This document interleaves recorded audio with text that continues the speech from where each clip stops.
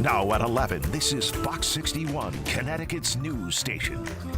Thanks for joining us here on the Fox 61 News at 11. After the vice presidential debate, I'm Sarah Sanchez. We'll have a recap of what everyone is talking about tonight regarding that debate. But first, tonight's top local headlines, beginning with more flood recovery. Today, state officials are getting the message out about the assistance out there for small business owners and homeowners who are still recovering from August's catastrophic flooding. 2 FEMA facilities will open this week in Southbury and Wilton.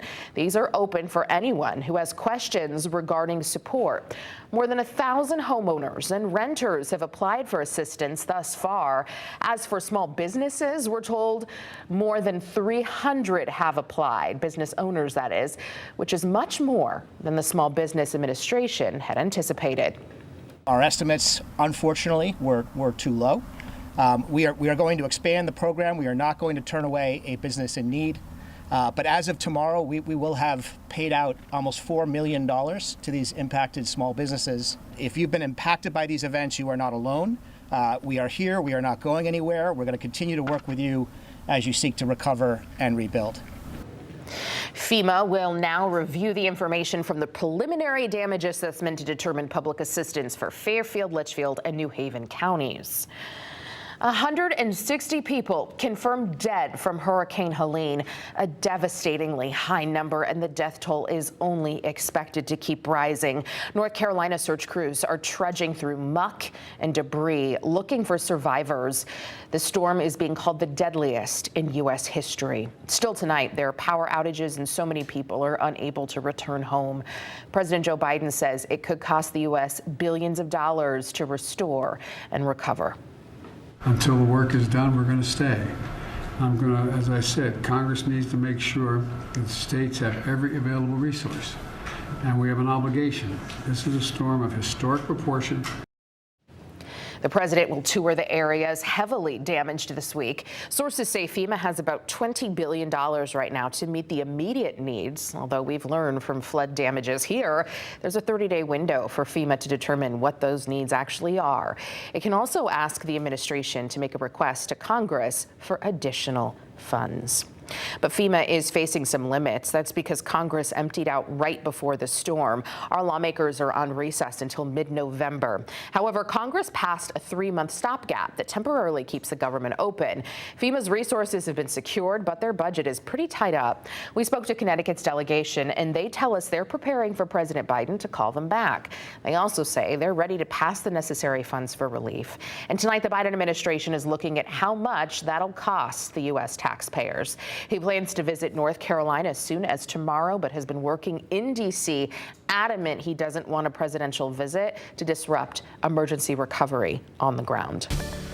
Chief Meteorologist Rachel Frank is here with the first check of our forecast on this first day of October. It was a little fall-like out there, Rachel. And it will feel even more so heading into tomorrow. So it kind of goes with the season, goes with the month and the calendar. Temperatures tomorrow will be in the 60s, but the chill really isn't going to last. Later this week, temperatures warm right back up again, and it'll feel a little bit like late summer again by Friday. Taking a look at the satellite and radar, you'll see an area of disorganized showers.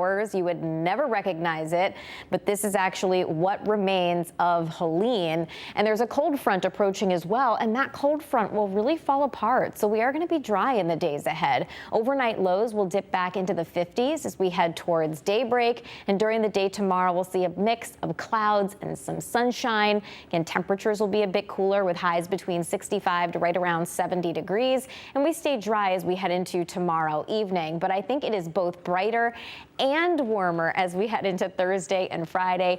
Thursday, we're looking at highs in the low to mid 70s. Similar on Friday, although I do think the Hartford area could climb into the upper 70s if everything works out just right. There are some showers to kickstart the weekend, but they'll be scattered. We're going to talk more about the timing of that and what to expect in the days ahead coming up. Sarah. Thank you, Rachel. Tonight, East Hampton police are searching for who's behind a school threat. Schools there put into lockdown just before 1 o'clock today. At East Hampton Middle School, someone outside the school reported their relative was inside and was hiding with the end goal of carrying out a shooting. Police learned the suspect was not in the building and the lockdown was lifted. But as you can imagine, parents were pretty shaken up, lining up in cars around the school to make sure their children were safe. Well, North Haven police need help identifying a woman they believe scammed someone out of thousands of dollars. Take a look. Police say this woman here on your screen is connected to this scam. An older person lost $200,000. Police are asking anyone who might recognize this woman to give them a call. Fox 61 follow-up tonight from Bethany. The town has been caught up in a controversy involving a former town employee accused of sexually assaulting several children.